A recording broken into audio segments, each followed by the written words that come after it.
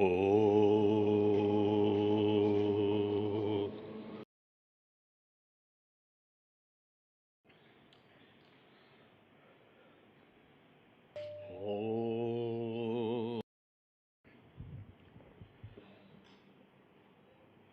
పార్థాయ ప్రతిబోధితాం భగవత నారాయణేన స్వయం వ్యాసేన గ్రథితాం పురాణమునినా మధ్యే మహాభారతం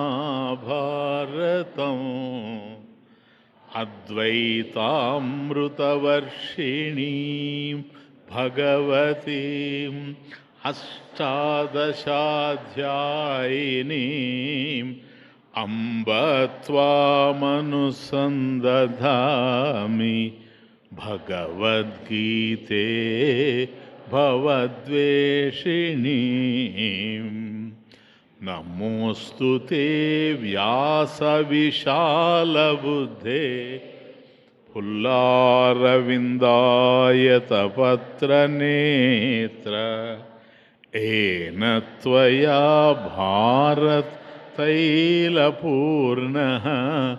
प्रज्वालितो ज्ञानमयः प्रदीपः प्रपन्नपारिजाताय स्तोत्रवेत्रैकपाणये ज्ञानमुद्राय कृष्णाय गीतामृतदुहे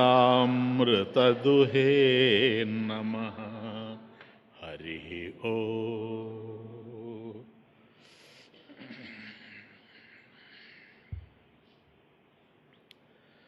అన్యులెవరూ దర్శించలేనటువంటి, ఇతరులకు సాధ్యం కానటువంటి తన దివ్యమైనటువంటి రూపాన్ని తన అనుగ్రహం చేత, అర్జునుడి యొక్క ప్రయత్నం చేత అర్జునుడు దర్శించగలిగాడని చాలా తృప్తి చెందాడు శ్రీకృష్ణ పరమాత్మ. ఆత్మనః మమ రూపదర్శనైన కృతార్థ ఏవ త్వం. కేవలం నా యొక్క అనుగ్రహం చేతనే అర్జున నువ్వు కృతార్థుడు అయ్యావు. చిన్న విషయం కాదు ఇది. ఇప్పటి వరకు ఎందరెందరో ప్రయత్నం చేశారు. ప్రయత్నం చేసినటువంటి వాళ్ళెవరూ దర్శించినటువంటి రూపాన్ని నువ్వు దర్శించగలిగావు. అంటే అన్యులు దర్శించడానికి సాధ్యం కానిది ఒకటి. రెండవది, కేవలం తన ఆత్మయోగ అనుగ్రహం చేతనే దర్శింపదగింది అయినటువంటి ఈ అలౌకికమైనటువంటి అద్భుత రూపాన్ని అర్జున నువ్వు దర్శించగలుగుతున్నావు అని పార్థుడికి శ్రీకృష్ణ పరమాత్మ చెప్పడం జరిగింది. ఇప్పుడు సంజయుడు చెప్తున్నాడు. ఎక్కడ? ధృతరాష్ట్రుడికి. ఇప్పుడు మళ్ళీ బ్యాక్ వెళ్ళాం, మొన్న ఆపాము. ఇప్పుడు అక్కడి నుంచి సందేశం ఎక్కడైతే అందుతూ ఉందో కురుక్షేత్రం, అక్కడి నుంచి మళ్ళీ ఇప్పుడు చెప్తున్నాడు సంజయుడు. సంజయ ఉవాచ ఇత్యర్జునం వాసుదేవస్తథోక్త్వా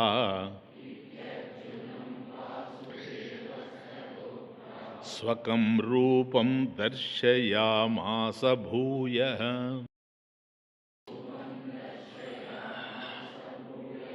ఆశ్వాసయామాస చ భీతమేనం భూత్వా పునః సౌమ్య వపుర్మహాత్మా.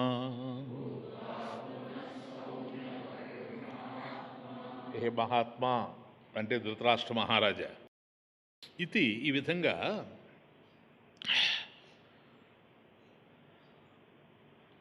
ఇత్యర్జునం వాసుదేవ తథా ఉక్త్వా. ఈ విధంగా శ్రీకృష్ణ పరమాత్మ అర్జునుడితో చెప్పిన తరువాత భూయ మళ్ళీ స్వకం రూపం దర్శయామాస. స్వకం రూపం అంటే తనదైనటువంటి రూపం. శ్రీకృష్ణ పరమాత్మ ఇంతవరకు చూపెట్టింది చూచారు మీరు, విశ్వరూపం అంతా చూచారు. కానీ ఇప్పుడు స్వకం రూపం అంటే తనదైనటువంటి రూపం. తనదైన రూపం అంటే ఏంటో తెలుసా? పూర్వరూపం. పూర్వరూపం అంటే ఏంటి? పూర్వం అంటే కృష్ణావతారంలో ప్రప్రథమంగా స్వామి ఆవిర్భవించినప్పుడు కారాగృహంలో జన్మించినప్పుడు స్వకం వాసుదేవ గృహే జాతం రూపం. స్వకం రూపం వాసుదేవ గృహే. కాబట్టి ఆ కారాగృహంలో తల్లిదండ్రులు దేవకి వసుదేవులకి ఏ రూపంతో అయితే కనపడ్డాడో అది స్వకం రూపం. కాబట్టి అది పూర్వరూపం. కృష్ణావతారంలో ప్రథమంగా గుప్పించినటువంటి రూపం అదే. మొన్న మీకు నేను చెప్పినటువంటి రూపం ఏదది? చతుర్భుజ రూపం. అది కనిపించాడు. ఈ చతుర్భుజ రూపం అయినటువంటి ఆ మూర్తిని అర్జునుడు దర్శించాలని మళ్ళీ ఇక్కడ ఆశించాడు, అభిలషించాడు. ఎందుకంటే అంత అద్భుతమైనటువంటి ఆ భయంకరమైనటువంటి రూపాన్ని చూచి తట్టుకోలేక, అయ్యా నాకు ఇది కాదు స్వకం రూపం కావాలి అంటే, కారాగృహంలో జన్మించినప్పుడు ఏ రూపంతో అయితే గోచరించావో ఆ రూపాన్ని నేను చూడాలనుకుంటున్నాను. అంటే స్వకం వాసుదేవ గృహే జాతం రూపం. కాబట్టి వాసుదేవుడికి ఏదైతే నువ్వు దేవకి వసుదేవులకు కనిపించావో ఆ రూపము అని. అంటే ఇదే విశ్వరూపాన్ని దేవకి వసుదేవులకు కూడా ఆవిడ దర్శించేటట్టుగా మొదట దర్శనం ఇచ్చాడు. కానీ ఈమె ఆలోచించింది దేవకీదేవి, నాయన ఈ రూపంలో కనుక నువ్వు కనపడితే నిన్ను వధించాలి అనేటువంటి ముఖ్యోద్దేశంతో కంసుడు మీ మేనమామ ఎదురు చూస్తూ ఉన్నాడు కనుక, నిరీక్షిస్తూ ఉన్నాడు కనుక, ఈ రూపంతో నువ్వు కనపడ్డావు మాకు ఆనందమే, అయినా ఇది మంచిది కాదు అని నేను అభిప్రాయపడుతూ ఉన్నా. ఉపసంహార విశ్వాత్మన్. అక్కడికి దేవకికి తెలిసిపోయింది విశ్వాత్మ అని. కాబట్టి మా ముందు ఇట్లా కనపడుతున్నాడే కానీ ఈ ప్రపంచమంతా నిండి నిబిడీకృతమైనటువంటి విశ్వాత్మ తానే అని తెలుసుకునింది కనుక ఉపసంహార విశ్వాత్మన్ అదో రూపం అలౌకికం అదో రూపం అలౌకికం శంఖచక్రగదా పద్మా శ్రియాజుష్టం చతుర్భుజం.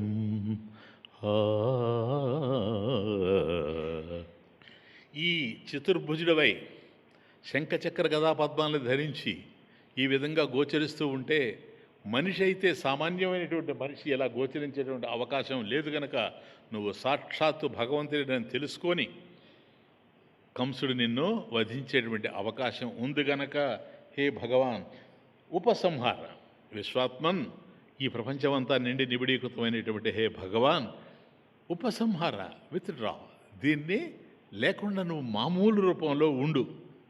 ఎట్లా? శంఖచక్ర గదా పద్మ శ్రేయాజుష్టం చతుర్భుజం.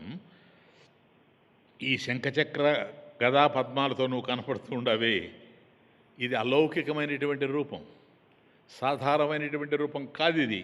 కాబట్టి ఈ చతుర్భుజ రూపాన్ని ఉపసంహరించు అని అక్కడ ఆమె చెప్పడం జరిగింది. ఈ చతుర్భుజ రూపాన్ని దర్శించాలని అర్జునుడు కూడాను అభిలషించాడు. ఇప్పుడు ఎందుకని? ఇక్కడ ఉండేటువంటి రూపం వేరే, విశ్వమంతా తానుగానే అగుపిస్తూ ఉన్నాడు.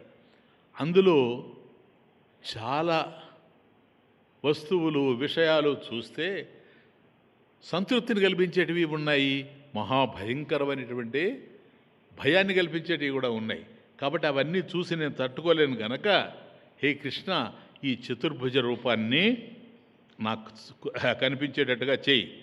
కాబట్టి శ్రీకృష్ణుడు ఆ రూపాన్ని దర్శింపజేస్తూ, హే అర్జున, నువ్వు ఇది అడిగావు గనక ఈ రూపాన్ని నీకు దర్శింపజేస్తూ ఉన్నా అని విశ్వరూపాన్ని సంహరించాడు, సౌమ్య రూపంతో గోచరించాడు. అంతే. ఇంకే ఇప్పుడు దివ్యంగా కనపడుతూ ఉన్నాడు. కాబట్టి ఈ ఇష్టమూర్తి దర్శనం, ఈయనకి ఏది ఇష్టమూర్తి అంటే మొదట దేవకి వసుదేవులకి ఇచ్చాడే అదే ఇష్టమూర్తి. కాబట్టి ఇష్టమూర్తి దర్శనం చతుర్భుజుడైనటువంటి నారాయణమూర్తే ఈ రూపాన్ని. ఆ తరువాత ఆ రూపాన్ని కూడా తిరోహితం చేసి, అది కూడా లేకుండా చేసి, కమలదళలోచనుడై పద్మనయనుడై నీలమేఘశ్యాముడుగా అగుపించి తనను తృప్తిపరచమని చెప్తే, అలాగే భగవంతుడు నీలమేఘశ్యాముడుగా అగుపించి అర్జునుడిని ఊరడించాడు. కాబట్టి భూయ పునః ఈ రెండు రిపీట్ అయిపోయినాయి. భూయ అంటే మరల, పునః అంటే తిరిగి. అంటే విశ్వరూప సంహారం ఎట్లా జరిగిందంటే క్రమంగా జరిగింది అని అర్థం. ఒక దశలో అటు, ఒక దశలో ఇటు అనేది స్పష్టంగా తెలిసింది. ఇప్పుడు ఆ విధంగా అర్జునుడు, సంజయుడు చెప్తూ ఉన్నాడు. ఈ విధమైనటువంటి రూపాన్ని అర్జునుడు కోరాడు. హే మహాత్మా, ధృతరాష్ట్ర మహాత్మా, ఇప్పుడు ఏం జరగబోతుందో చెప్తాను అంటూ ఉన్నాడు. ఈ లోపల సంజయుడు అలా చెప్పేటప్పటికీ సంజయుడే అంటూ ఉన్నాడు అర్జున ఉవాచ. కాబట్టి సంజయుడు అలా చెప్పిన తర్వాత అర్జున ఉవాచ దృష్ట్వేదం మానుషం రూపం తవ సౌమ్యం జనార్దన ఇదానీమస్మి సంవృత్తః సచేతాః ప్రకృతిం గతః. ఇప్పుడు అర్జునుడు చెప్తూ ఉన్నాడు, కృష్ణ, ఇప్పుడు మానవాకారంలో కనపడుతూ ఉన్నావు. ఈ సౌమ్యమైనటువంటి ఈ రూపం, ఇది సౌమ్యం జనార్దన తవ సౌమ్యం, ఇది సౌమ్యమైనటువంటి రూపం దృష్ట్వా, దీన్ని చూచాను. దాని ఫలితం ఏమిటి అంటే, దాని ప్రభావం నా మీద ఏ విధంగా పడింది అంటే, కృష్ణ సచేతాః, ప్రసన్న చిత్తం గలవాడిని అయిపోయాను. నా మనసు చాలా ప్రసన్నంగా ఉంది. ప్రకృతిం గతః సంవృతః అస్మి, నేను మళ్ళీ స్వభావాన్ని పొందినవాడిని అయ్యాను. శాంతి గలవాడిని అయ్యాను. స్థిమితపడ్డాను. ఇదంతా కూడాను మార్పు, ఇట్స్ ఎ చేంజ్. పునః భూయ, అది రెండు. కానీ ఇక్కడ ఏ మార్పు జరిగింది ఇలా తృప్తి పడడానికి? ఎలా మార్పు జరిగింది? సామాన్య స్థితికి అవన్నీ ఎలా చేరుకున్నాయి అంటే, విశ్వరూప సందర్శనాన్ని ఉపశమించి భగవంతుడు దాన్ని వదిలిపెట్టిన తరువాత సామాన్య స్థితికి చేరుకున్నాడు కదా. ఏంటి ఆ సామాన్య స్థితి? ఇవి మూడు రకాలుగా మనకు తెలుస్తూ ఉన్నాయి. సామాన్య స్థితిలో మూడు రకాలుగా తెలుస్తూ ఉన్నాయి. ఒకటి కృష్ణుడు, రెండు అర్జునుడు, మూడు శాస్త్రం. అది ఈ మూడు రకాలుగా తెలుస్తూ ఉన్నాయి.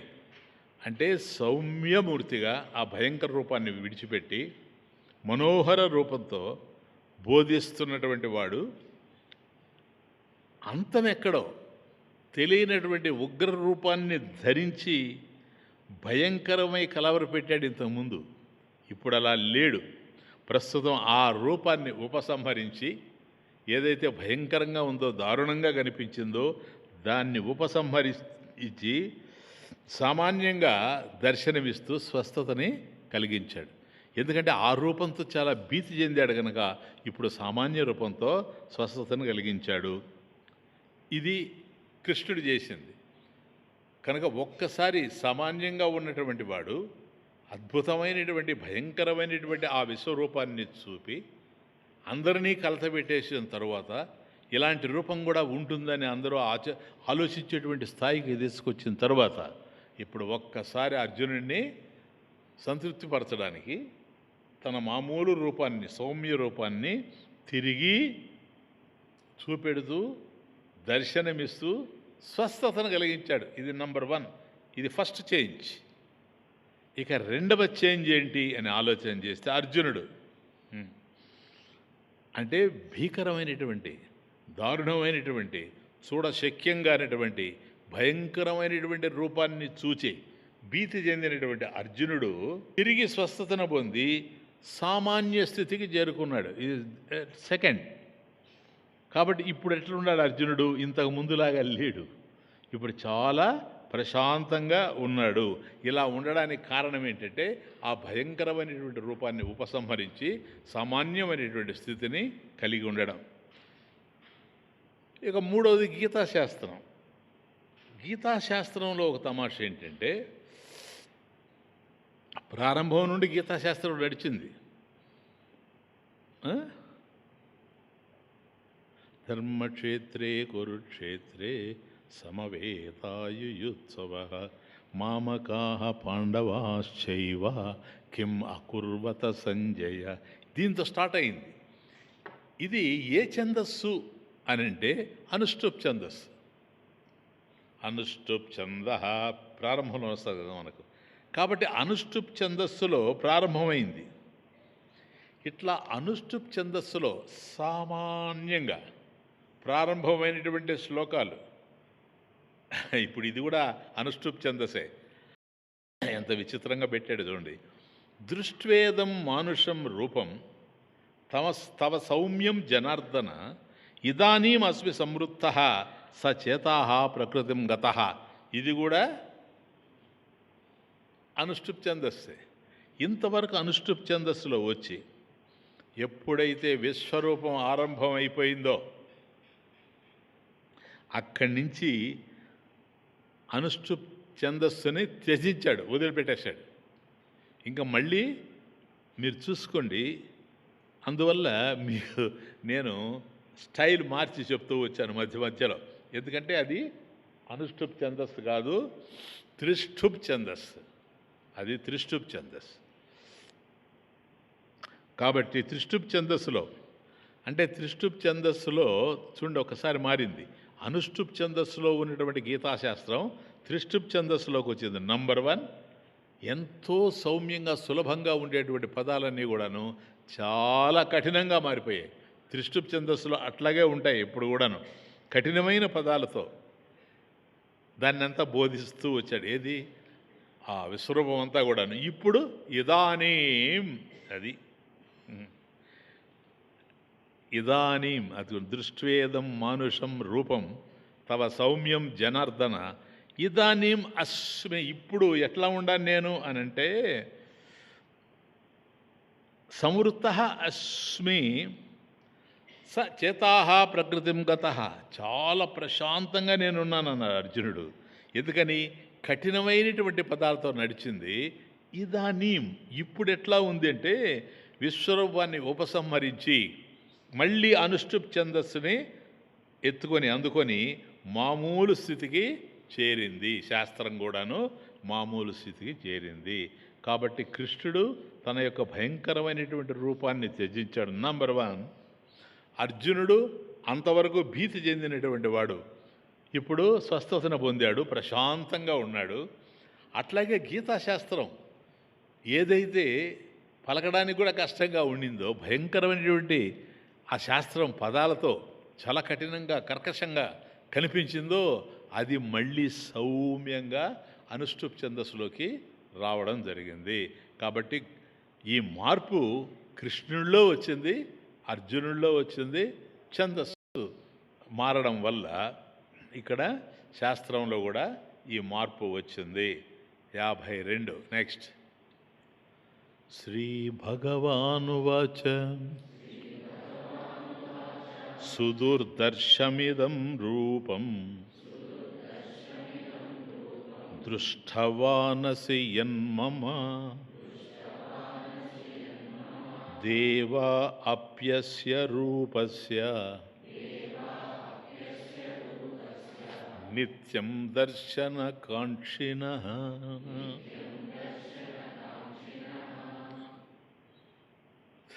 సుదుర్దర్శం తమాషా పద గీత కదా. కాబట్టి దుర్దశం అంటే ఏది? దుర్దర్శం. దర్శనం అంటే చూడడానికి శక్యంగా ఉండేది. దుర్దర్శం అంటే చూడడానికి దుర్లభమైంది. కానీ ఇది సుదుర్దర్శం అంటే సుష్టు దుఃఖేన దర్శనం ఇది. సుష్టు దుఃఖేన, మామూలు దుఃఖం కాదు. సుదుర్దర్శం సుష్టు దుఃఖేన దర్శనం ఇది సుదుర్దర్శం. ఇది సుదుర్దర్శం. కాబట్టి చూడడానికి అంత తేలికైనటువంటి రూపం కాదు అర్జున, ఇటువంటి సుదుర్దర్శం. కాబట్టి ఏదైతే చూడశక్యము కానిదో చాలా సుష్టు దుఃఖేన దర్శనం ఇది సుదుర్దర్శం.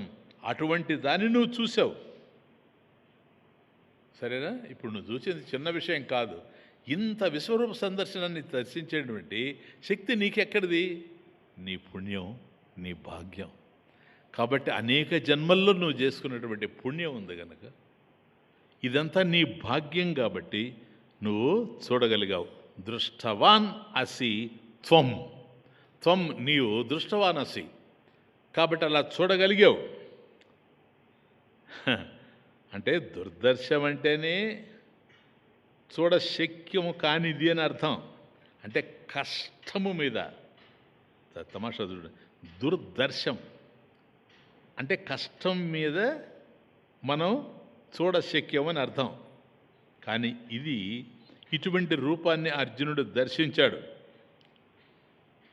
స్వామి అంటాడు, ఇది ఎంత భాగ్యం అంటే అర్జున, దేవా అపి దేవాప్యస్య రూపస్య దేవాప్యస్య రూపస్య దేవ అపి అస్య రూపస్య. ఈ రూపాన్ని చూడడానికి దేవా అపి దేవతలు కూడాను నిత్యం దర్శనకాంక్షిణ. అది దేవతలు అందుకోలేనిటువంటి భాగ్యాన్ని నువ్వు అందుకున్నావయ్యా అర్జున. ఎందుకని?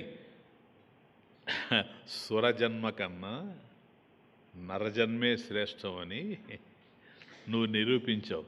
లేకపోతే దేవా అప్యస్య రూపస్య దేవా అపి దేవతలు కూడా ఈ రూపాన్ని దర్శించడానికి నిత్యం నిరంతరం కూడాను ఎల్లప్పుడూ దర్శనకాంక్షిణ, దాన్ని దర్శించడానికి కాంక్షిణ, ఎప్పుడు ఒక కాంక్షతో ఉంటాడు, ఎప్పుడు మనము దర్శిస్తామని.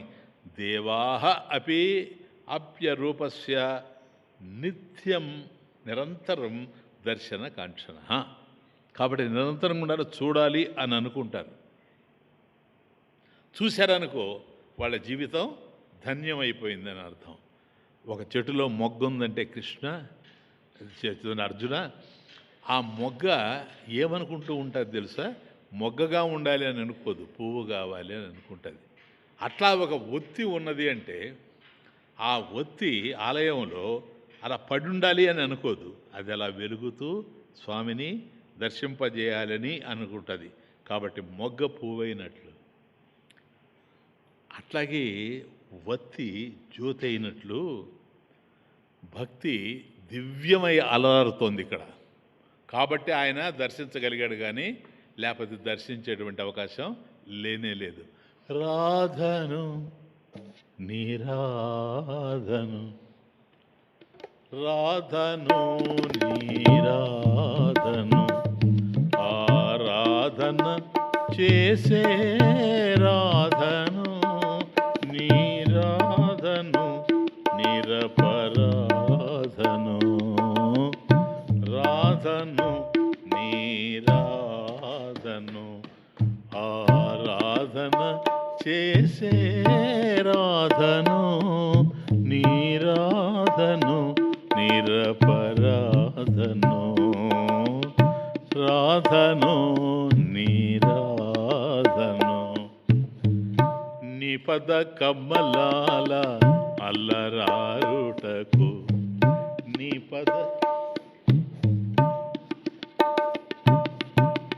నీ పద కమలాల అల్లరారుటకు ఎదురు చూచిన మొగ్గను నీ పద కమలాల అల్లరారుటకు ఎదురు చూచిన మొగ్గను నేడు ఎదవిరబోసిన పువ్వును, ఎదవిరబోసిన పువ్వును. ఇది మార్పు. నీ పద కమ్మలాల అల్లరారుటకు ఎదురు చూచిన మొగ్గను, నీ పద కమ్మలాల అల్లరారుటకు ఎదురు చూచిన మొగ్గను నేడు, అది దాని నేడు ఎదవిరబూసిన పువ్వును, రాధను నీ రాధను నీ రాధను నీ రాధను ఆరాధన చేసే రాధను నీ రాధను నిరపరాధను. అలా ఉండేటువంటి ఒత్తి నేను ఎప్పుడూ జ్యోతి కావాలనుకుంటా. తరువాత ముందేమో ఇది చూచాం, మొగ్గ పువ్వు కావాలనుకోవడం, మొగ్గ పువ్వు కావాలనుకోవడం తనలో ఉండేటువంటి వ్యక్తిత్వాన్ని వెదజల్లడానికి కాదు.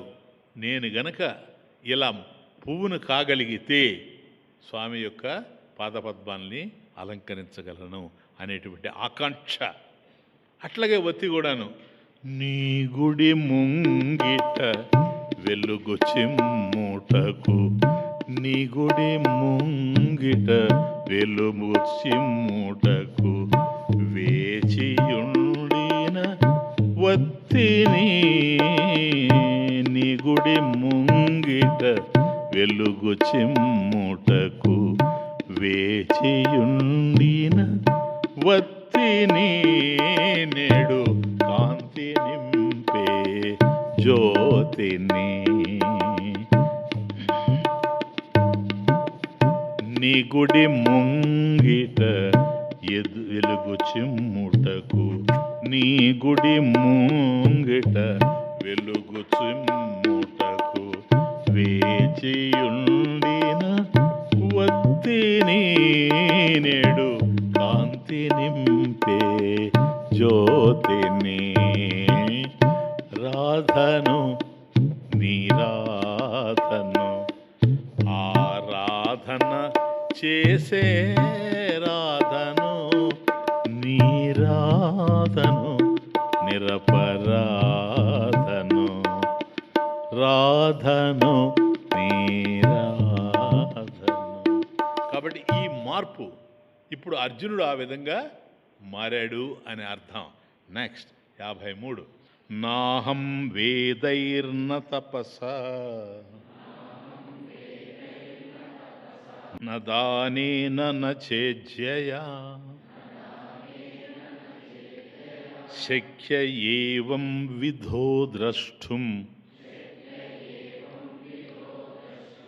దృష్టవానసి మాం యథా.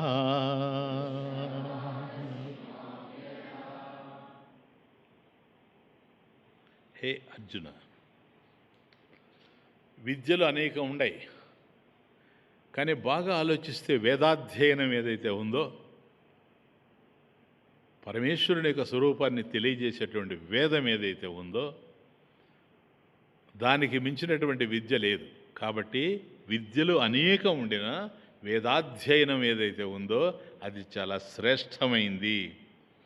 అట్లాగే మనం ఈ ప్రపంచంలో ఏదో ఏదో సాధించడానికి తపస్సు చేస్తాం, అంటే శ్రమ పడతాం. తపస్సు అంటే శ్రమ పడతాం. ఎంతో శ్రమపడి సాధించేటువంటి వాటిల్లో అనేకం ఉన్నాయి శ్రమపడడానికి. ఇలా శ్రమపడి సాధించేటువంటి వాటిలో శ్రేష్టమైంది ఏది అంటే తపస్సు. కాబట్టి అధ్యయనాల్లో శ్రేష్టమైనటువంటిది వేదాధ్యయనము. అట్లాగే శ్రమపడేటువంటి కార్యాల్లో ఉత్తమోత్తమైనటువంటిది తపస్సు. అట్లాగే త్యాగాలు కూడా ఉన్నాయి ఈ ప్రపంచంలో. త్యాగం అందరూ చేయలేరు, ఎందుకంటే తనదైనటువంటి దాన్ని తనది కాదు అని ఇతరులకు సమర్పించడం సామాన్యమైనటువంటి విషయం కాదు. ఇది త్యాగం. కాబట్టి త్యాగాలలో శ్రేష్టమైనటువంటిది దానం కదా. దానకర్ణుడు అంటాం. ఎందుకని? ఆ కర్ణుడు అది చేయగలిగాడు, చేయలేనటువంటి దాన్ని చేయగలిగాడు. అట్లాగే కర్మలు చాలా ఉన్నాయి ఈ ప్రపంచంలో. ఈ కర్మలలో శ్రేష్టమైనటువంటి కర్మ ఏది అని అన్నప్పుడు యజ్ఞం. అది వేదై వేదై తపసా దానేన చ ఇజ్జయ. ఇజ్జయ అంటే యజ్ఞం చేత.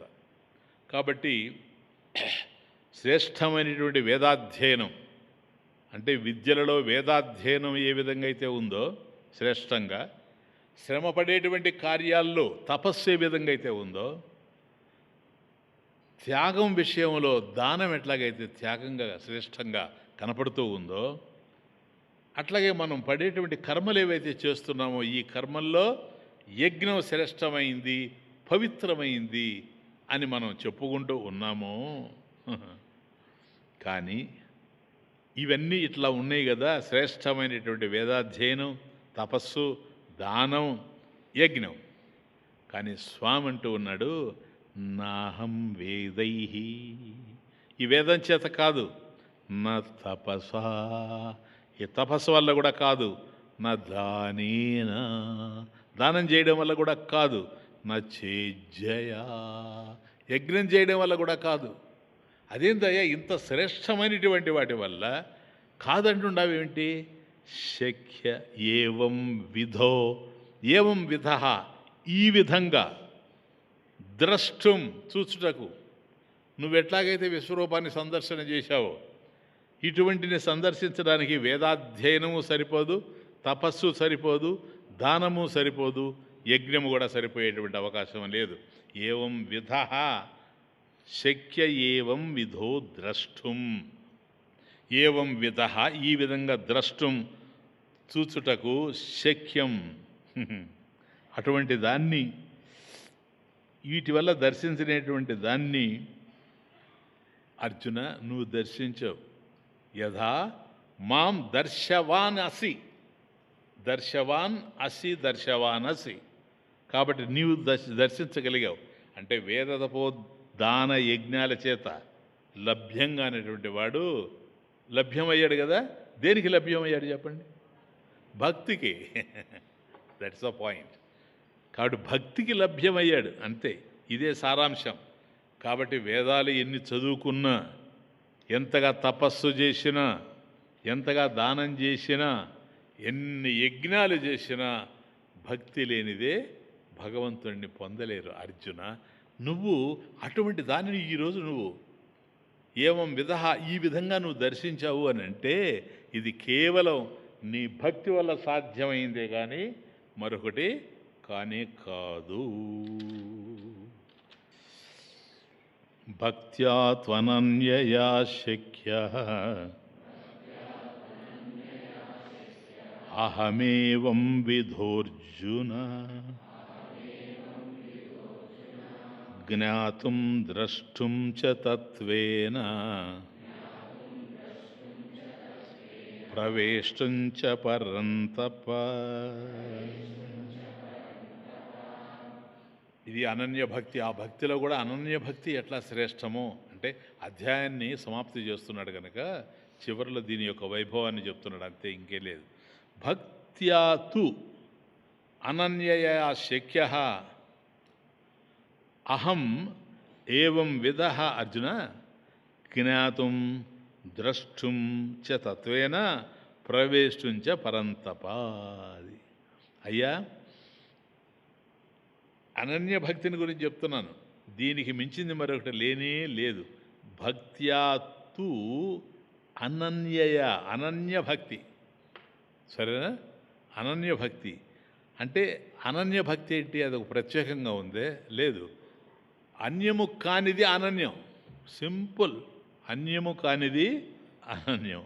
అంటే అనన్యం అంటే ఏంటి? మరొకటి లేదు అని అర్థం.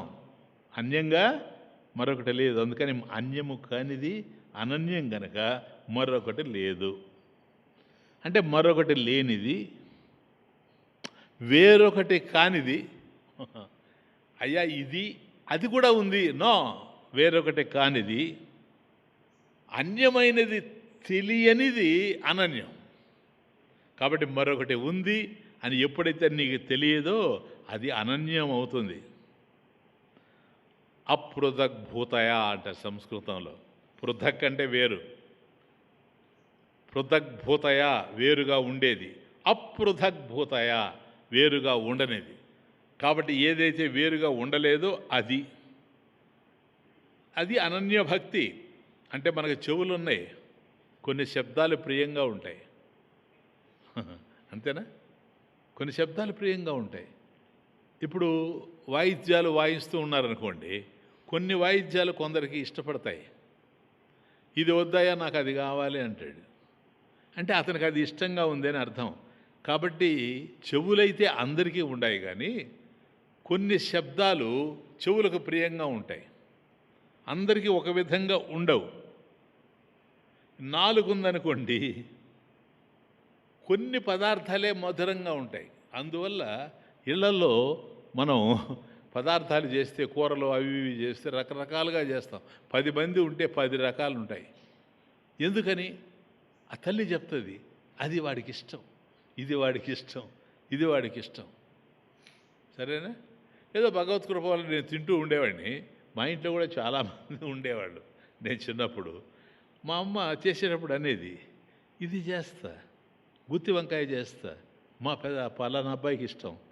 ఎందుకనంటే అవి చేసినప్పుడు ఆ పదార్థాలు మధురంగా ఉంటాయి వాళ్ళకి, కానీ రుచి మాత్రం అందరికీ ఒకటే. కానీ ఆ రుచిని ఇష్టపడతా ఉండరు అని అర్థం. కాబట్టి కొన్ని శబ్దాలు కొన్ని చెవులకు వినపడతాయి, కొన్ని రుచులు కొందరికి ఆనందంగా గోచరిస్తూ ఉంటాయి. అట్లాగే కొన్ని రూపాలు నేత్రాలకు ఆనందంగా ఉంటాయి. అందుకని ఎక్కడెక్కడికో పోయి కాశ్మీరు, కన్యాకుమారి, అక్కడికి ఇక్కడికి పోయి అవన్నీ చూస్తారు. ఎందుకో తెలుసా? అవి చూస్తే ఆనందంగా ఉంటుంది అని అర్థం. సరేనా? కానీ ఇవన్నీ కూడాను నీ గనక అనన్య భక్తి కలిగిందంటే ఇవన్నీ అంతరిస్తాయి. ఏది ఉంటే మనం తృప్తి చెందగలమో అది గనక మన దగ్గర ఉంటే రూములో కూడా ఉంటాం, హాయిగా ఉంటాం, ఆనందంగా ఉంటాం, ఏమి కష్టం లేదు. కాబట్టి ఈ ప్రత్యేకతలు, ప్రాధాన్యతలు ఏవైతే ఉన్నాయో, కాబట్టి చెవులకు అవి ప్రత్యేకత, సరేనా? అట్లాగే రుచికి ఇవి ప్రత్యేకత, రూపానికి అవి ప్రత్యేక, ఇట్లా ఉండొచ్చేమో. కానీ ఈ ప్రత్యేకతలు, ప్రాధాన్యతలు అన్నీ ఎక్కడైతే సమూలంగా అంతరించిపోతాయో అంటే ఆయన బాగా అర్థం చేసుకోండి. ఒక ఇంద్రియం రూపాన్ని చూస్తుంది, తృప్తి పడుతుంది అనుకోండి. అదే ఆహారాన్ని చూసి తృప్తి పడదు కదా. ఆహారాన్ని చూసి తృప్తి చెందేటువంటి ఇంద్రియం ఏదైతే ఉందో అది సంగీతాన్ని విని తృప్తి చెందగలదా? లే. కాబట్టి అన్ని ఇంద్రియాలు, ఎన్ని ఇంద్రియాలు అయితే మనకు ఉన్నాయో, సెన్స్ ఆర్గన్స్, ఈ ఇంద్రియాలు ఒకే వస్తువుతో,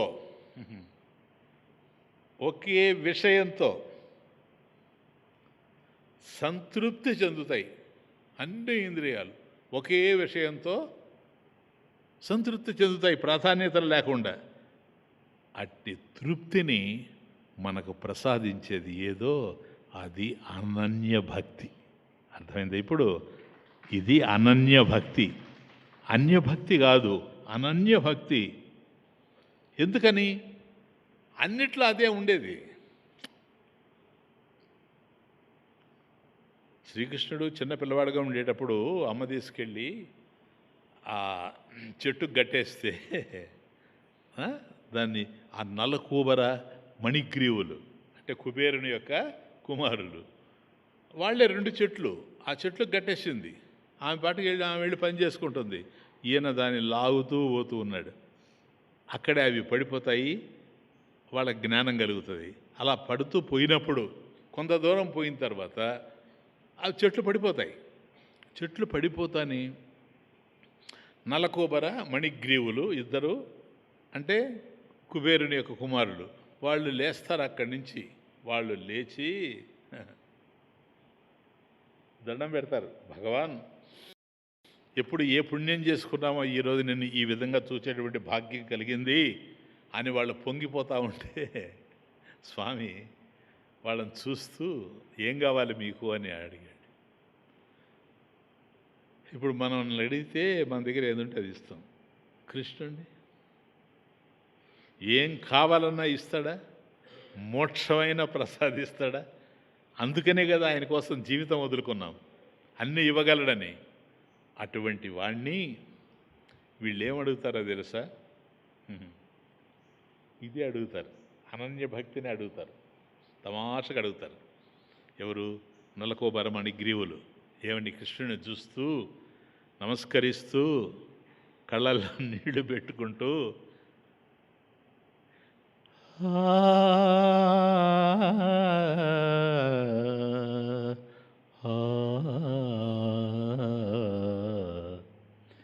నీ పద్యావళులు ఆలకించు చెవులు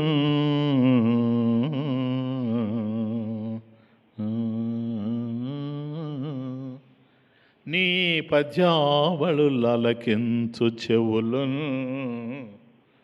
నిన్నాడు వాక్యంబులు నీ పేరన్ పనిసేయు హస్తయుగముల్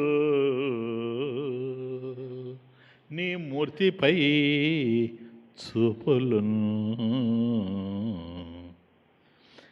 నీ పాదంబుల చెంత నీ పాదంబుల పొంత మృక్కు శిరముల్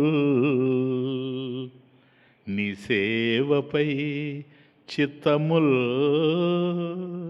నీపై బుద్ధులు మాకు నిమ్ము కరుణను నీరజ పత్రేక్షణ నీపై బుద్ధులు మాకు నిమ్ము కరుణన్ నీరజ పత్రేక్షణ. అద్భుతం. ఆ లాస్ట్ కరుణన్ నీరజ పత్రేక్షణ, నీపై బుద్ధులు మాకు నిమ్ము అంటే సరిపోద్ది. అది అంత తేలిగ్గా రాదు. కరుణన్, కేవలం నీ దయతోనే ఇది లభ్యమవుతుంది. నీరజ పత్రేక్షణ. కాబట్టి మీకు ఏం కావాలి అంటే ఇవి అడిగారు. ఎందుకనేది తెలుసా? ఇవి గనక లభ్యమైతే అనన్య భక్తి వచ్చేసినట్టే. అనన్య భక్తి వచ్చిందా కృష్ణుడు లభ్యమయ్యాడనే అర్థం, ఇంకేమీ లేదు. అనన్య భక్తి చేతనే కృష్ణుడు లభ్యం అవుతాడు. కాబట్టి నీ పద్యావళు లలకించు చెవులు. కాబట్టి మా చెవులకు ఎప్పుడు కూడా ప్రాపంచిక విషయాలు కాకుండా, సరేనా, ఎప్పుడు నీ పద్యావళు ఆలకించు చెవులు. కాబట్టి నిన్ను అపరిమితంగా పూజించేటువంటి, ధ్యానించేటువంటి శక్తి నాకు కలగడానికి అయ్యే నీ యొక్క వైభవం ఏదైతే ఉందో దాన్నే వింటూ ఉండేటువంటి చెవులు నాకు ఉండాలి. అయిపోయింది ఒక ఇంద్రియం. తర్వాత నోరు, నిన్నాడు వాక్యంబులు. కాబట్టి నోరుంది. చెవులేమో ఎప్పుడు నీ విషయాలే వింటూ ఉండాలి, మరొక విషయం మీదకి పోకూడదు. నోరుంది, ఎప్పుడు నిన్నాడు వాక్యంబులను, నీ యొక్క వైభవాన్నే చెబుతూ ఉండాలి. ఎందుకో తెలుసా? ఏమో నేను అనుభవంతో చెప్తూ ఉన్నా, అది ఎంత చెబుతూ ఉంటే అంత పెరుగుతూ ఉంటుంది ఆనందం, అంతకన్నా ఇంకేం లేదు. ఒక 57 సంవత్సరాలుగా ఈ జ్ఞానయజ్ఞాలు చేస్తూ ఉంటే, సరేనా, ఎప్పుడైనా నేను ఆలస్యంగా రావడం మీకు చూచారా? లే. ఎందుకో తెలుసా? ముందు పోవాలనిపిస్తుంది. భగవంతుని యొక్క అద్భుతమైనటువంటి ఈ వైభవాన్ని ప్రజలకు వినిపించాలి అనిపిస్తుంది. 57 సంవత్సరాలు అయింది ఇప్పటికి, సరేనా. కనుక నిన్నాడు వాక్యంబులను, హే భగవాన్, నిన్ను గురించి చెప్పాలి ఎప్పుడు. నీ పద్యావళు ఆలకించు చెవులను నిన్నాడు వాక్యంబులను, ఎప్పుడు నిన్ను గురించే వినాలి, నిన్ను గురించి చెప్పాలి. నీ పేరన్ పనిసేయు హస్తయుగముల్. కాబట్టి నాకుండయి 2 చేతులు ఉన్నాయి. ఇవి ఎప్పుడు నీ పనులే చేయాలి. నీ పేరన్ పనిసేయు హస్తయుగముల్. కళ్ళున్నాయి, ఎన్నన్నా చూడొచ్చు, ఎక్కడికన్నా పోవచ్చు, కాశ్మీర్ పోయి చూడొచ్చు, ఎక్కడికన్నా పోవచ్చు. కానీ సముద్ర తీరానికి పోయి అలలు చూడొచ్చు. కానీ నాకు అది లేదు. నీ మూర్తిపై చూపుల్. కాబట్టి నీ మూర్తిని ఎప్పుడు చూస్తూ ఉండాలి. నీ పాదంబుల పొంత మృకు శరముల్. వాళ్ళిద్దరు కనుక శరముల్ బహువచనం వాడడానికి కారణం అది. కాబట్టి మేమిద్దరం కూడాను ఎప్పుడు నీ పాదాల దగ్గరనే మా శరాలు పడి ఉండాలి. అంటే శరం అంటే ఆలోచించేది. కాబట్టి ఎప్పుడు నీకు సంబంధించినటువంటి ఆలోచనలే మాలో కదులుతూ ఉండాలి. నీ సేవపై చిత్తముల్. ఇక మాకు చిత్తాలు ఉన్నాయంటే చిత్తం దేని మీద? చింతనకర్తృ చిత్తం ఎప్పుడు చింతిస్తూ ఉండాలి. దేనిని చింతిస్తూ ఉండాలి? హే భగవాన్, నిన్నే చింతిస్తూ ఉండాలి. రెండవది మాకు ఉండడానికి అవకాశమే లేదు. నీ సేవపై చిత్తముల్. నీపై బుద్ధులు మాకు నిమ్ము కరుణను నీరజపత్రేక్షణ.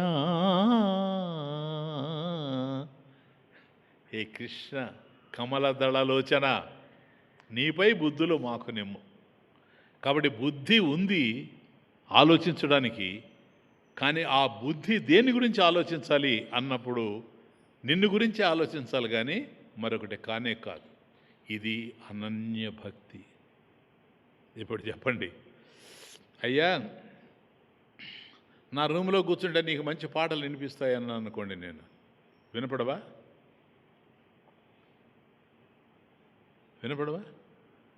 చక్కగా పాడుకుంటూ ఉంటే. పాడలేని దౌర్భాగ్యం మన దగ్గర ఉంటే వేరే విషయం, కానీ అంటే నేను అందంగా పాడమని కాదు దాని అర్థం. ఏదో లేనిపోనివన్నీ మనసులో పెట్టుకొని చింతించడం కాకుండా భగవంతుని గురించి పాడడం, ఆయన గురించే చెప్పడం, ఇవన్నీ ఎక్కడున్నాయో చూసుకోవాలి. కాబట్టి మనకు హస్తాలు ఉన్నాయి, ఆయనకి సంబంధించినటువంటి కార్యక్రమాల్లో ఉండాలి. నువ్వు చెట్టు దగ్గరికి వెళ్ళావనుకోండి, పువ్వు కోసుకోవాలి. పువ్వు కోసుకోగానే నీ మనసులో ఒక భావం రావాలి. ఎందుకని? ఇట పోవచ్చు పువ్వు, కానీ ఇట్లా కాదు, పరమేశ్వరుడి దగ్గరకు పోవాలి. ఆ పువ్వు నీ చెవిని చేరుతుంది. కాబట్టి భగవంతుని దగ్గరకు చేరినటువంటి పువ్వు నీ చెవిని చేరుతుంది. అంటే ఆయనకి సంబంధించినటువంటి ఆలోచనలు నీ చెవిని చేరుతాయి. నీ మూర్తిపై చూపులను చూడు, ఎక్కడ చూచినా. ఇప్పుడు మనం ఈ కుండల ఎగ్జాంపుల్ ఇస్తాం కదా. కాబట్టి ఘటస్యకర్త ఘటాత్ భిన్న. కానీ ఇక్కడ అది కాదు. నువ్వు కుండను చూస్తూ ఉండినా, లేదు మరొక దాన్ని చూస్తూ ఉండినా, చెట్టును చూస్తూ ఉండినా, పక్షిని చూస్తూ ఉండినా, గోవును చూస్తూ ఉండినా, ఎక్కడ ఏది చూస్తూ ఉండినా నీకు పరమేశ్వరుడే గోచరించాలి. ఎందుకని? అవి కదులుతూ ఉన్నాయి సార్. ఆయన లేకపోతే అవి కదిలే అవకాశం లేదు. కాబట్టి దాన్ని నువ్వు చూస్తూ ఉండాలి. అటువంటి చోట నీ పాదంబుల పొంత మృక్కు శరముల్, నీ సేవపై చిత్తములు. సరేనా? నీపై బుద్ధులు మాకు నిమ్ము కరుణన్ నీరజపత్రేక్షణ. కాబట్టి హే కృష్ణ, అటువంటిది మాకు ఇవ్వు. కరుణన్, నీ దయతో అవి వస్తాయి, కానీ లేకపోతే వచ్చేందుకు అవకాశం లేదు. నీరజపత్రేక్షణ అని వాళ్ళు ప్రార్థన చేశారు. అట్లాగే మనం కూడాను భగవంతుడిని నిరంతరం ప్రార్థన చేస్తూ ఉండాలి. అలా ప్రార్థన చేస్తూ ఉంటే ఏ ఇంద్రియాలైతే మనకు ఉండి అనేకమైనటువంటి విషయాల మీదకు పరుగులు తీస్తూ ఉన్నాయో, తృప్తి కోసం, ఆనందం కోసం, అదే ఇంద్రియాలు దారి మరల్చి కేవలం ఒక కృష్ణుల్లోనే ఆనందాన్ని పొందుతాయి. జ్ఞాతం, అది చూడండి, జ్ఞాతం, ద్రష్టుం, ప్రవేష్టుం, 3 పదాలు ఉన్నాయి అక్కడ. జ్ఞాతం, ఎట్లా తెలుసుకోవాలి వీటిని? శాస్త్రత. జ్ఞాతం శాస్త్రత. ద్రష్టుం తత్వతః జ్ఞాతుం శాస్త్రతః ద్రష్టుం తత్వతః ప్రవేశించడం మోక్షం గంతుం. కాబట్టి మోక్షానికి ఎట్లాగైతే ప్రవేశించాలో ఇక్కడ ప్రవేశించడం అంటే ఎలుకలు కన్నంలోకి పోయినాయని అర్థం కాదు. మనిషి ఈ ఇంటిలోకి పోయాడని అర్థం కాదు, పక్షి గూటిలోకి పోయిందని అర్థం కాదు, సింహం గుహలోకి పోయిందని అర్థం కాదు.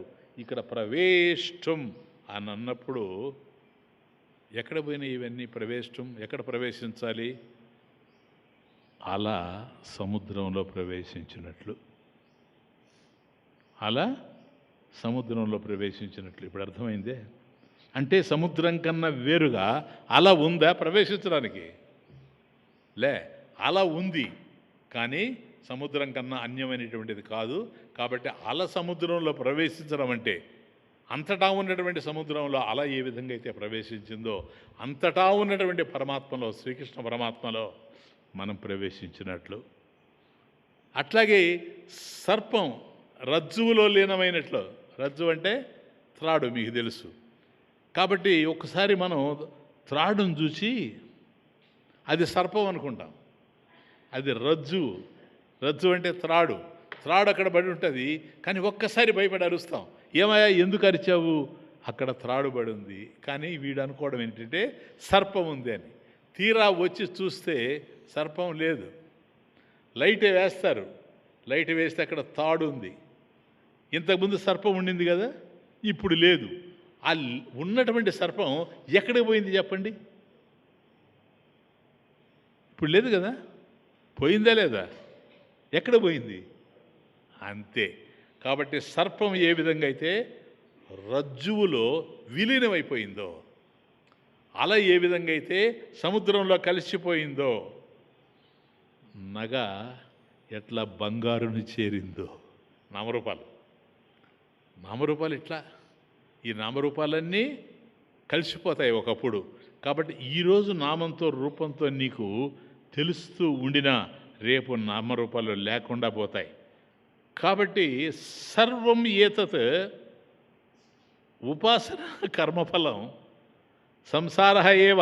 బ్రహ్మసూత్ర భాష్యం, శంకరాచార్య స్వామి బ్రహ్మసూత్రంలో భాష్యంలో చెప్తాడు, సర్వమపి, ఈ ప్రపంచంలో ఏదైతే కనపడుతూ ఉందో నీకు, సర్వమపి ఏతత్ ఉపాసన కర్మఫలం సంసార ఏవ.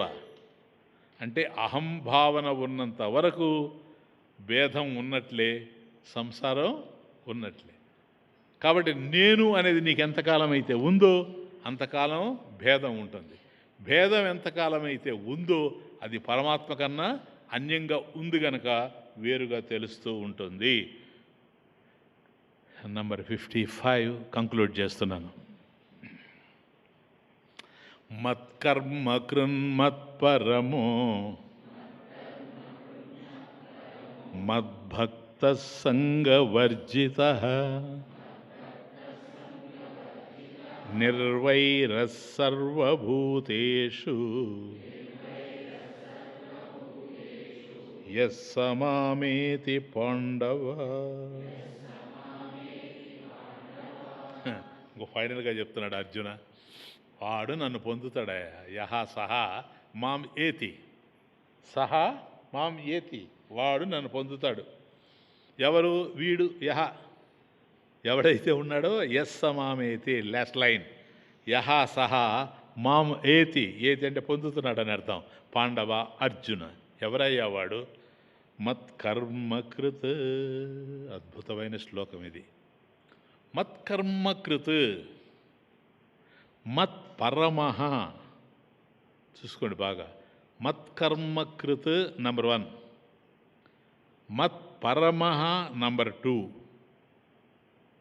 మద్భక్తః నంబర్ 3, సంగవర్జితః నంబర్ 4, నిర్వైరః సర్వభూతేషు 5.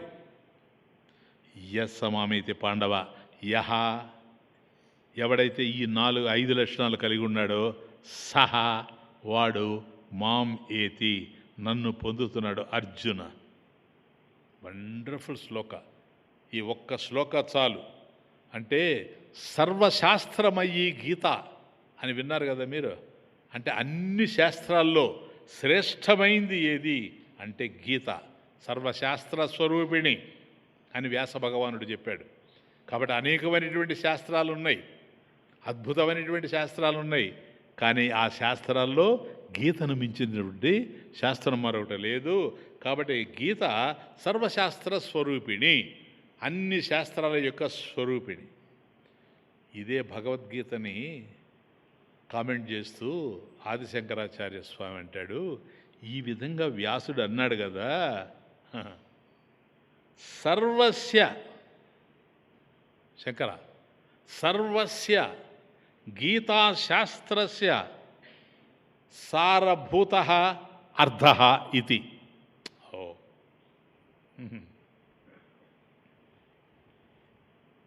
ఆయన అన్నదేమో శాస్త్రాలు అనేకం ఉన్నాయి, అన్ని శాస్త్రాల్లో సారభూతమైనటువంటిది గీత అని వ్యాస భగవానుడు చెప్పాడు.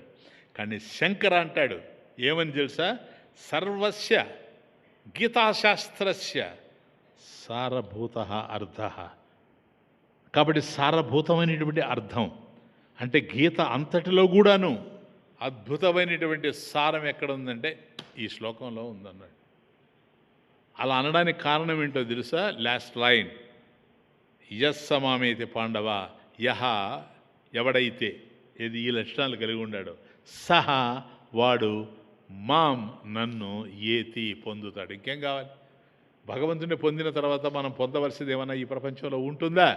కాబట్టి యస్సమామేతి పాండవ, ఏది ఈ 5 లక్షణాలు ఉంటే. కాబట్టి మత్కర్మకృత్ భగవంతుని పొందుతారు ఈ 5 లక్షణాలు గలవాళ్ళు. అంటే మొదట అంతఃకరణ శుద్ధిని పొందుతారు, ఆ తరువాత జ్ఞానాన్ని పొందుతారు. ఇవన్నీ మీకు చెప్పినవే నేను. ఆ తరువాత మోక్షాన్ని పొంది తరించిపోతారు. కాబట్టి నెంబర్ 1 తొందరగా ఫాలో కండి. మత్కర్మకృత్. మత్కర్మకృత్ అంటే కర్మ చేసేవాడు కర్మకృత్. నేను మత్కర్మకృత్, కర్మ చేసేవాడిని ఏమంటాము? కర్మకృత్ అంటాం. వీడే భగవంతుడికి సంబంధించినటువంటి కర్మ చేశాడనుకో మత్కర్మకృత్. భగవంతునికి సంబంధించిన కర్మ కాకుండా అన్యకర్మలు వీడు ఏది చేసినా కర్మకృత్, కర్మ చేసినవాడు. అలా ఏవో కర్మలు చేసి అలసిపోయేటువంటి వాడు భగవంతునికి సంబంధించినటువంటి కర్మ కనుక చేశాడంటే మత్ కర్మకృత్. అంటే మదర్థం కర్మ, మదర్థం కర్మ, మత్కర్మ అంటే నా కోసం చేసేటువంటిది. ఏమైనా కాదా? ఇప్పుడు మనం పోయి ఏదన్నా తిన్నామనుకోండి, అది భగవంతుని కర్మ మన కర్మ? మన కర్మ. కానీ ఇదే భగవంతునికి సమర్పించి కనుక మనం భోంచేస్తే అది మన కర్మగా మారిపోద్ది, అంతే, ఇంకేమీ లేదు. కాబట్టి భగవంతుని కోసం మనం కర్మ చేసినప్పుడు అది మత్కర్మకృత్ అవుతుంది. అంటే మదర్థం కర్మ, మదర్థం, తదర్థం కాదు, నీ కోసం కాదు, నా కోసం. మదర్థం కర్మ మత్కర్మ, తత్ కరోతి ఇది మత్కర్మ కృత్. నా కోసం చేసేటువంటిది మత్కర్మ. ఇలా నా కర్మలు ఎవడైతే చేస్తూ ఉన్నాడో వాడు ఏ కర్మ చేస్తున్నాడంటే మత్కర్మ కృత్, నాకు సంబంధించిన కర్మలే చేస్తూ ఉన్నాడు. వాడు అనేక కర్మలు చేసినా నన్నే హృదయంలో పెట్టుకొని ఆచరిస్తూ ఉన్నాడు, మత్కర్మకృత్. కాబట్టి అర్ధకామాలయందు స్పృహ లేదు వీడికి. నాకు ఆ డబ్బు కావాలి, నాకు ఈ పేరు ప్రఖ్యాతులు కావాలి, నేను అది పొందాలి, నేను ఇది పొందాలి, ఇటువంటి అర్ధకామాలు వీటి యందు వాడికి స్పృహ లేదు. అయితే వాడు ఎట్లా కర్మ ఆచరిస్తాడు? ధర్మాచరణం. అది కాబట్టి ధర్మాచరణంలో ఉంటాడు, అర్ధకామాలయందు కాకుండా ధర్మాచరణంలో ఉంటాడు కనుక అర్ధ కామ ధర్మ మోక్ష కాబట్టి ఈ రెండు కాకుండా ఎప్పుడైతే వాడు ధర్మం కోసం ఉన్నాడో మోక్షాన్ని పొందుతాడు అని అర్థం. ఇది మత్కర్మకృత్. కాబట్టి కర్మల ద్వారా ఎప్పుడైతే కర్మలు మనం భగవంతుని కోసం చేస్తూ ఉన్నామో మన అంతఃకరణ శుద్ధి పడుతూ ఉంటుంది. అదే చిత్తశుద్ధి, అంతఃకరణ శుద్ధి పొందుతూ ఉంటాము. ఈ అంతఃకరణ శుద్ధి ద్వారా జ్ఞానం కలుగుతుంది. శాస్త్రం ఏదైతే ఉందో శాస్త్రాన్ని మనం అధ్యయనం చేయగలుగుతూ ఉంటాం. జ్ఞానం ద్వారా జ్ఞానాత్ మోక్షాయితి చ సర్వోపనిషదాం సిద్ధాంత. కాబట్టి ఆ జ్ఞానం ద్వారా మోక్షాన్ని మనం పొందుతాము. యహ వాడు ఈదృశ ఈ విధంగా మత్కర్మకృత్ నా కర్మ చేసేటువంటి వాడు సహా వాడు మాం ఏతి నన్నే పొందుతాడయ్యా. ఈదృశి యహ ఈదృశ ఈ విధంగా మత్కర్మకృత్ నా కర్మలు చేసేటువంటి వాడు సహా మాం ఏతి నన్నే పొందుతాడు. ఇది కర్మల్లో. కాబట్టి మనం ఏ కర్మ చేస్తూ ఉన్నా భగవత్ సంబంధమైనటువంటి ఆలోచనలే మనసులో కదులుతూ ఉండాలి. నెక్స్ట్ మత్పరమః. మత్పరమః అంటే నన్నే పరమగతిగా సంభావించి ఆశ్రయిస్తాడు. అందువల్ల వాడు మత్పరముడు. మత్పరమః అంటే అది అంటే నన్నే పరమగతిగా పొందినవాడు. పరమః మత్పరమః నన్నే పరమగతిగా పొందినవాడు. కాబట్టి మత్కర్మకృత్ నెంబర్ 1 మత్కర్మకృత్ మాం ఏవ పరమాం గతిం ప్రతిపద్యతే ఇది మత్పరమః. కాబట్టి నా కర్మలే చేస్తూ ఉండేటువంటి వాడు ఒక దశలో జీవితంలో పొందవలసింది భగవంతుడినే కానీ మరొకటి కాదు అని తెలుసుకుంటాడు. మత్కర్మకృత్ మామేవ పరమాం గతిం ప్రతిపద్యతే ఇది మత్పరమః. నేనే పరమగతి, వాడికి ఇంకేమీ లేదు కావాల్సింది. అంటే పరమేశ్వరుణ్ణే ఆశ్రయంగా పొందినటువంటి వాడు. వాడికి ఆశ్రయస్థానము భగవంతుడే, ఆసక్తి స్థానం కూడా భగవంతుడే. ఇప్పుడు మనం ఉన్నామనుకోండి, అయా నీకు ఆశ్రయస్థానం ఏది? నాకు ఉద్యోగం ఉంది కనుక, జీతం ఇస్తారు కనుక ఆఫీసు నాకు ఆశ్రయస్థానం. ఆసక్తి స్థానం ఏది? వెంటనే మారిపోతాడు. అది కాదు.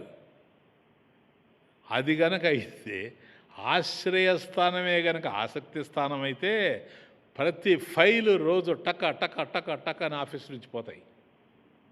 ఇప్పుడు కదలవు కదా. దానికి కారణం ఏంటి? ఆశ్రయస్థానం ఆఫీసు, ఆసక్తి స్థానం భార్య పిల్లలు, సంసారం. అందుకని ఆ పని చేయడు. వీళ్ళని తృప్తిపరచడానికి ఏమేం కావాలనో వాటికంతా ప్రయత్నం చేస్తూ ఉంటాడు. కానీ భక్తుడికి ఎట్లా ఉంటుందంటే ఆశ్రయస్థానము భగవంతుడే, ఆసక్తి స్థానం కూడా భగవంతుడే.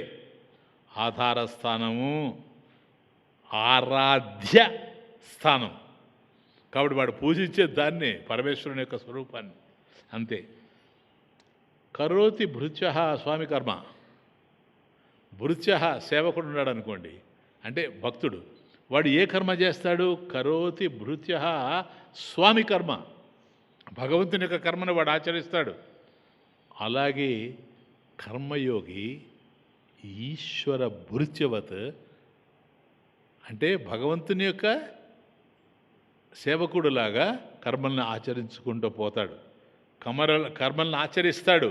కానీ భృత్యుడు యజమాని కర్మల్ని సంపాదన కొరకు ఆచరిస్తాడే కానీ యజమానిని ఆశించి చేయడు. అయ్యా నేను ఈ కర్మ చేస్తున్నానంటే దీనివల్ల నాకు ఇది వస్తుంది అని చేస్తాడా? నేను ఈ కర్మ చేస్తే ఆ యజమాని ఎవరో ఆయనే నావాడైపోతాడు అని చేస్తాడా?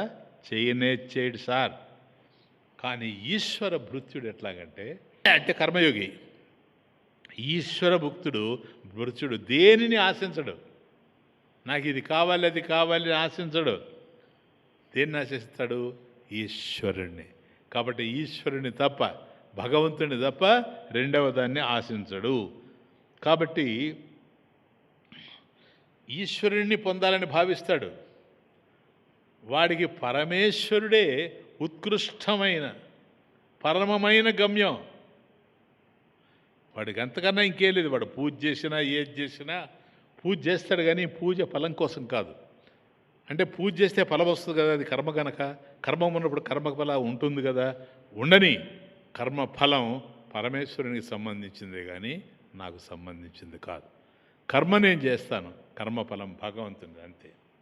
నీ అడుగుల కడ పువ్వును నేను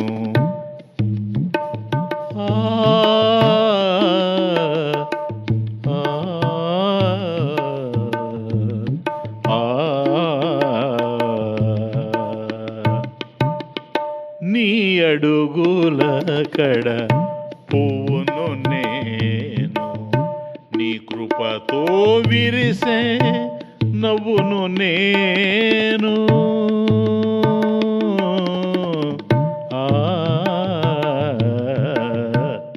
కాస్త నవ్వుతూ ఆనందంగా ఉండాలంటే కూడా భగవంతుని యొక్క అనుగ్రహమే.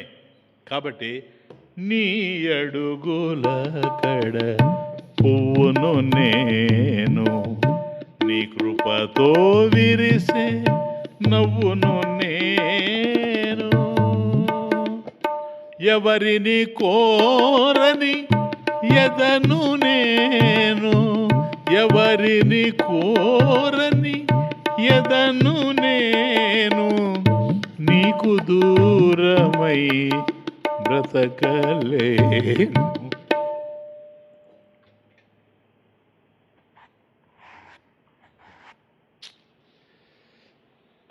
ఎవరిని కోరని ఎదను నేను, నీకు దూరమై బ్రతకలేను. పూజా ఫలము నీకే ఉండని.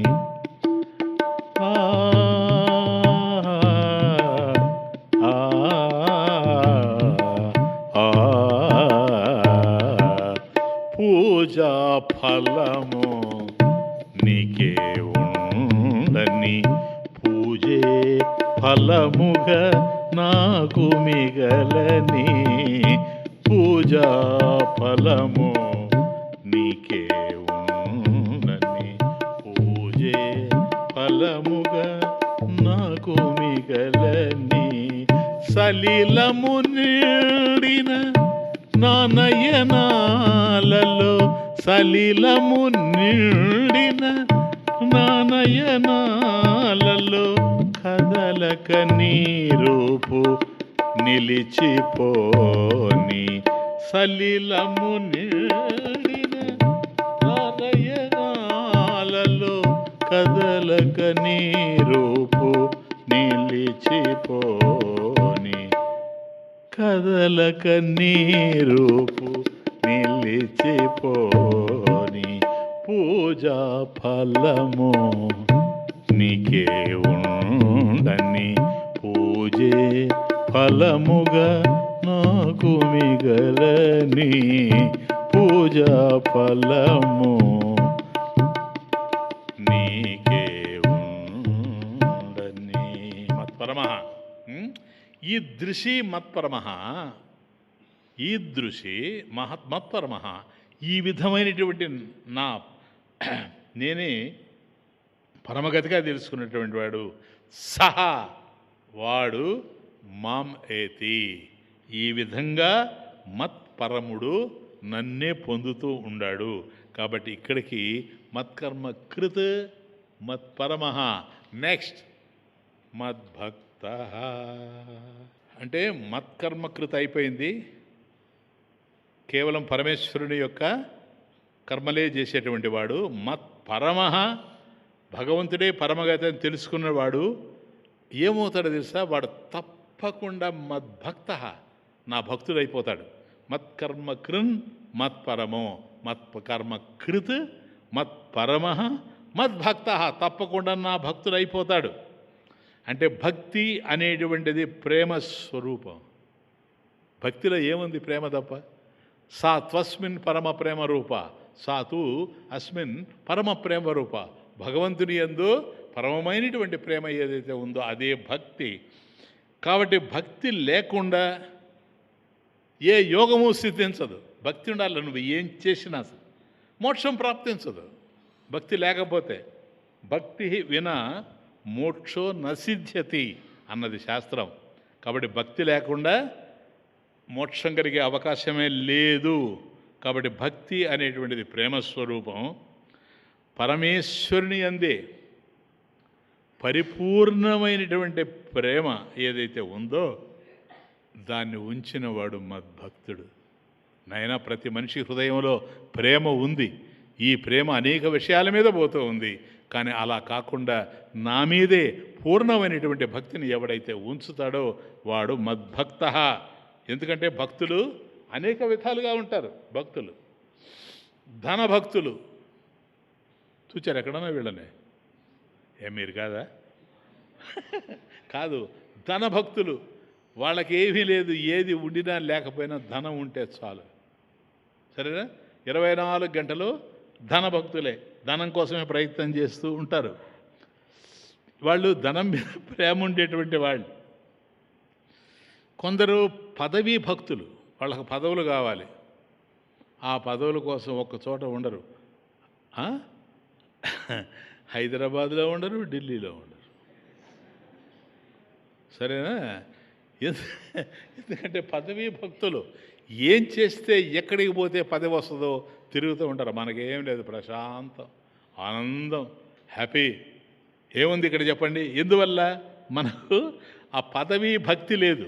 ఇది పదవీ భక్తి లేదు. కొందరు కీర్తి భక్తులు, వాళ్ళు అవసరమైతే పదవులను త్యజిస్తారు, ధనాన్ని త్యజిస్తారు. కీర్తి కావాలి వాళ్ళకి, ఫేమ్ కావాలి. కాబట్టి ఆయన చాలా గొప్పవాడండి అని అనాలి. అందువల్ల ఆ కీర్తి కోసం కొంతమంది. కాబట్టి ధనభక్తులు కొందరు, కీర్తి భక్తులు కొందరు, పదవీ భక్తులు కొందరు. కాబట్టి ఈ విధమైనటువంటి భక్తి స్వరూపాలు ఏవైతే ఉన్నాయో ఇవే తమను ఉద్ధరించవు అని తెలిసి, ఏది ఇప్పుడు నేను చెప్పినవన్నీ, అది ధనం కావచ్చు, భార్య భర్తలు కావచ్చు, పదవి కావచ్చు, ఏదైనా సరే ఇవి మనల్ని ఉద్ధరించవని తెలిసి పరమేశ్వరుని యందే పరిపూర్ణమైనటువంటి భక్తిని ఎవరైతే ఉంచుతారో వాళ్ళు మద్భక్త. కాబట్టి వాళ్ళు ఉంచుకోవాలంటే ఆ భక్తిని అనేకమైనటువంటి విషయాలు ఎందుకు ఉంచుకోవచ్చు, కానీ అట్లా కాదు.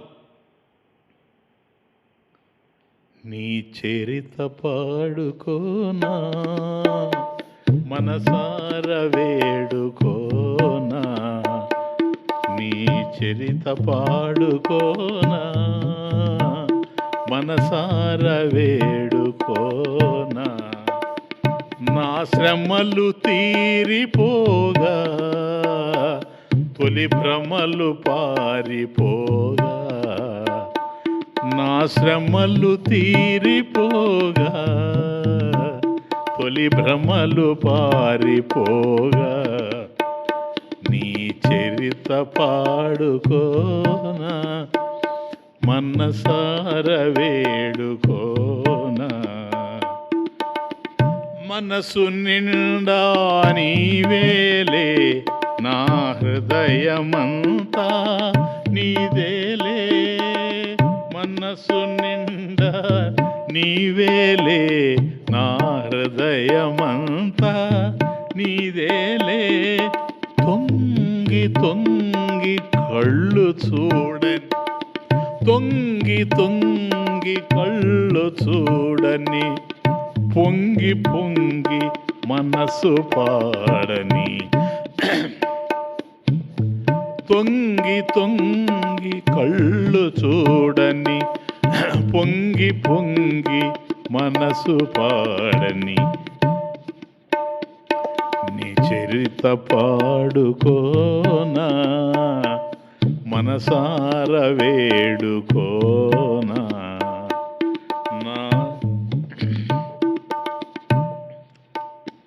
నా శ్రమలు తీరిపోగా, తొలి భ్రమలు పారిపోగా, నీ చరిత పాడుకోనా, మనసార వేడుకోనా. ఇదే భక్తి. మనసులో భక్తి ఉంటే చాలు, మనం మద్భక్తులు కాగలిగితే చాలు. మద్భక్త మత్కర్మకృత్ మత్పరమ మద్భక్త. కాబట్టి ఎప్పుడైతే మనం మద్భక్తులు అయ్యామో, అర్జునుని వెంట అచ్యుతుడు ఏ విధంగా అయితే ఉన్నాడో మన వెంట ఉంటాడు మాధవుడు, అంతే, ఇంకేం లేదు. కాబట్టి అయ్యా నువ్వు రా రా రా అని అర్జునుడు పిలవలే, అర్జునుడు వెంటే పోయాడు. కాబట్టి ఇక్కడ 3 అయినాయి: మత్కర్మకృత్ మత్పరమ మద్భక్త. ఇంక చివర సంగవర్జిత. సంగవర్జిత ఇదేంటి స్వామీజీ? సంగ ప్రీతి. సంగము అంటే ప్రీతి, స్నేహం. సంగ అంటే ప్రీతి. తత్ వర్జిత, సంగవర్జిత, అటువంటిది లేనిటువంటి వాడు. కాబట్టి ఏ విషయమనందు ప్రీతి లేనివాడు, చూడండి ఎటువంటిదో లక్షణం. ధన పుత్ర మిత్ర కళత్ర బంధువర్గేషు సంగవర్జిత. అది.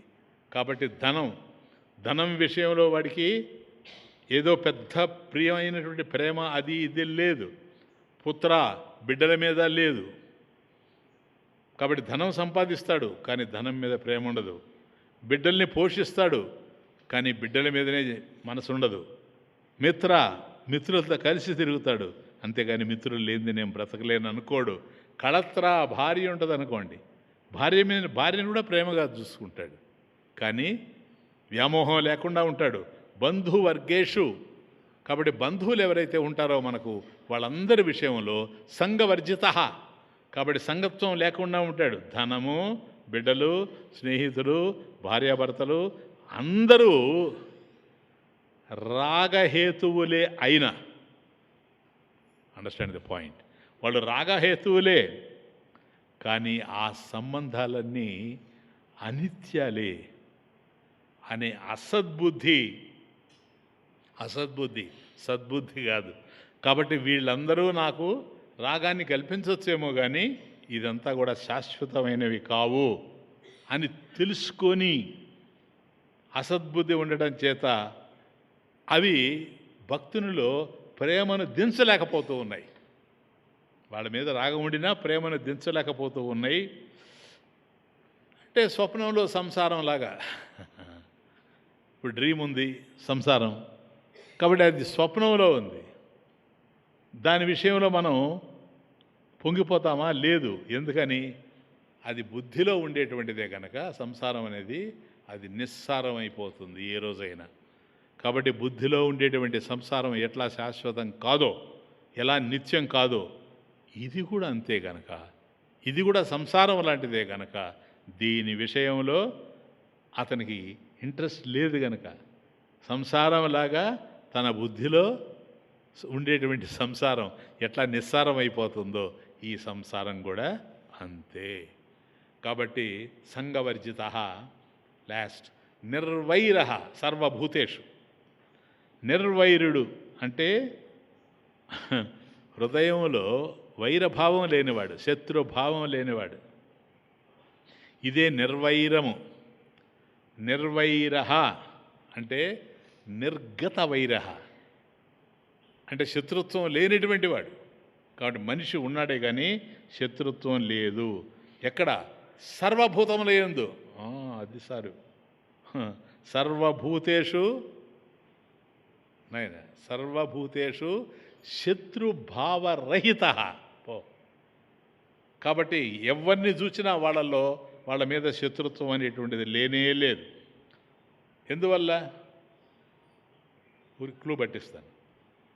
రాగం ఉంటుంది అంటే వాళ్ళు నాకు కావాల్సిన వాళ్ళని. ఎవరి మీదైతే మనం రాగం ఉంటుందో, రాగం ఉంటేనే ద్వేషం ఉంటుంది. ఎందుకని? ఎప్పుడు వాళ్ళు మనకు భిన్నంగా ప్రవర్తించినా వాళ్ళ మీద ద్వేషం అనేది కలుగుతూ ఉంటుంది. కాబట్టి రాగం ఉంటేనే ద్వేషం ఉంటుంది, ద్వేషం ఉంటేనే వైరం ఉంటుంది. చూసుకోండి, ఎవరి మీద అయితే మనకు ద్వేషం ఉంటుందో వాళ్ళ మీద మనకు వైరం ఉంటుంది.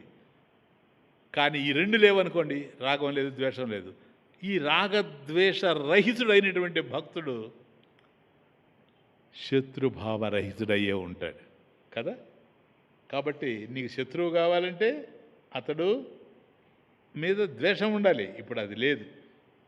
కాబట్టి సమోహం సర్వభూతేషు నమే ద్వేష్యోస్తి న ప్రియ 9వ అధ్యాయంలో.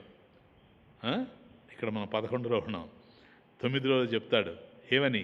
సమోహం సర్వభూతేషు, సర్వభూతేషు అహం సమః. కాబట్టి అందరి విషయంలో నేను సముణ్ణి, ఐఎమ్ ఈక్వల్. ఎవరైనా సరే వాళ్ళు, నేను సముణ్ణి. ఎందుకని? మే ద్వేష్య అస్తి నా మే ప్రియ అస్తి నా. నాకు ద్వేషము లేదు, ప్రియము లేదు. అది విషయం. నమే ద్వేష్యోస్తి నా ప్రియ. కాబట్టి నాకు రాగద్వేషాలు రెండూ లేవు కదా. కాబట్టి భగవంతుడికి ద్వేషం ఉందే? లేదు. ఇప్పుడు అటువంటి భగవంతుడు నాకు కావాలి, నేను మద్భక్త కావాలి అని మనం అనుకున్నప్పుడు ఎట్లా ఉండాలి మనం అని అంటే, ఆయన ఎట్లా ఉన్నాడో మనం అట్లాగే ఉండాలి. ఆయన సమంగా ఉండేవాడు, ఎవరి మీద ద్వేషం లేదు. మనం కూడా సాధ్యమైనంత వరకు సమంగానే ఉండడానికి ప్రయత్నం చేయాలి. ద్వేషభావాలు వద్దు, వైరము వద్దు, శత్రుత్వం వద్దు. కట్టినారు కొందరు, కొట్టినారు కృష్ణ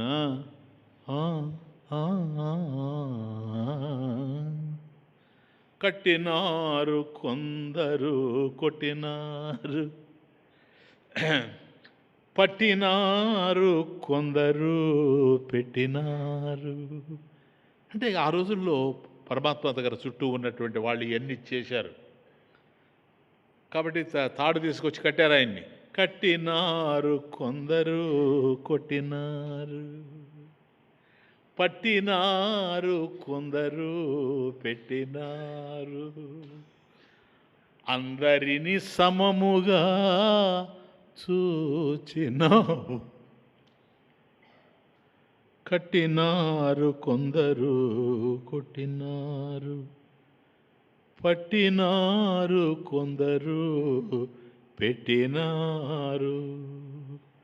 అందరిని సమముగా చూచినావు. నీ అడుగుల కడ పడి ఉందు చిన్ని కృష్ణ, కృష్ణ.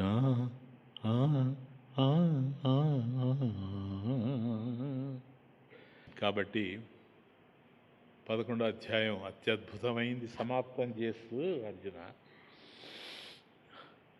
అయం తవ ఉపదేశ ఇష్ట. శంకరాచార్య, అయం తవ ఉపదేశ ఇష్ట మయా ఉపదిష్ట. హే పాండవ, హే పాండవ ఇతి. నాయన, ఇది అర్థం చేసుకో. నువ్వు తెలుసుకోదగిందే నేను ఉపదేశించాను. నీకు అర్థం కానిది నేను ఎప్పుడూ ఉపదేశించలేదు. ఏ రోజు కూడాను బ్రహ్మసూత్ర భాష్యం చెప్పినా, ఇక్కడి నుంచి శృతి మందిరంలో నుంచి నాకు అర్థం కాలేదు అని ఏ రోజు నువ్వు లేచిపోలేదు ఇక్కడి నుంచి. నీకు ఏది అర్థం కావాలో అది నేను చెప్పాను. నేను ఉపదేశించిందే నువ్వు తెలుసుకున్నావు. అయం తవ ఉపదేశ ఇష్ట మయా ఉపదిష్ట. తమాషదండి అయ్యా, నేనేం ఉపదేశించాను? నేను ఉపదేశించింది ఏదో అదే నువ్వు తెలుసుకున్నావు. ఎందుకో తెలుసా? నువ్వు అడిగిందే నేను అందించాను. నువ్వు ఏది అడిగావో నేను అది అందించాను. ఇంకేమీ లేదు నాయన అర్జున.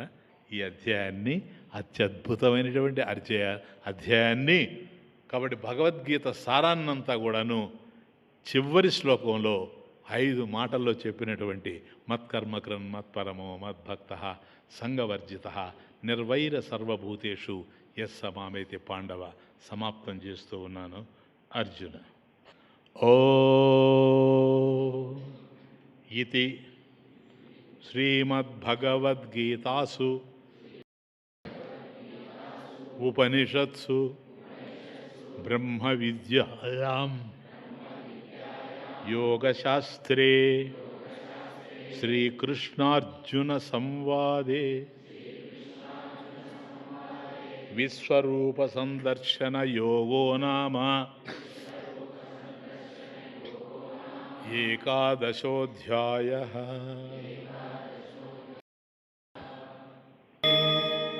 ఓం పూర్ణమదః పూర్ణమిదం పూర్ణాత్ పూర్ణముదచ్యతే పూర్ణస్య పూర్ణమాదాయ పూర్ణమేవావశిష్యతే. ఓం శాంతి శాంతి శాంతి.